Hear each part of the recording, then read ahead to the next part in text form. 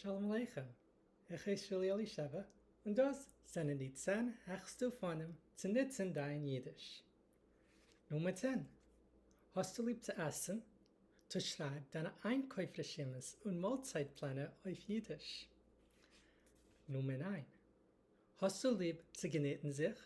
Du zähl deine Raps auf Yiddish. Nummer 8. Hast du lieb die sozialen Medien?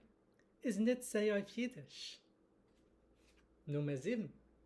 Hast du lieb zu lernen Teure?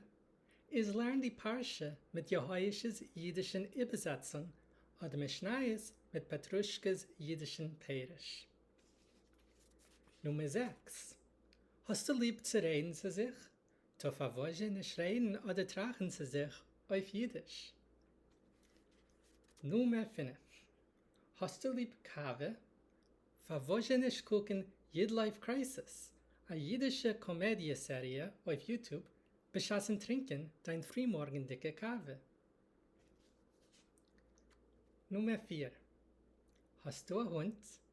Hör zu zum Weiberteitsch-Podcast, beschassen führen dem Hund. Nummer 3. Hast du lieb zu schreiben? Du schreib deine eigenen Lieder auf Yiddish. Nummer 2. Willst du reden jeden Tag? Nimm an mein täglichen Jiddisch-Reden-Ausruf, ein 30-Tag-Programm, was gibt dir eine Gelegenheit zu reden Jiddisch jeden einen Tag und kein Schmäure vergreisen als Mitglied von unserer stützerischen Online-Kahila jiddische Studenten.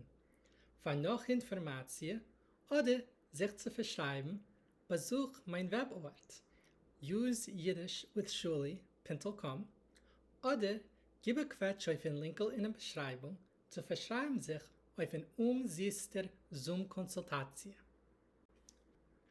Und Nummer 1, ob du willst dich mamisch reintun, belev auf Nefesh und bringen dein Jiddisch zum nächsten Niveau, verbete ich dir zu werden ein Mitglied von unserer Jiddisch-Chavre.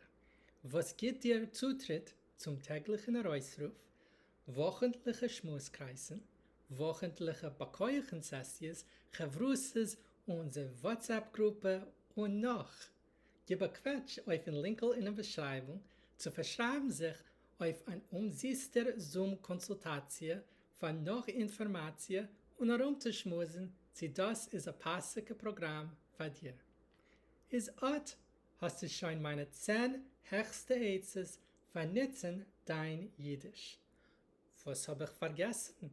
Lass lieber einen Kommentar mit deinen eigenen Ätzes, wie sollen wir nutzen unser Yiddish.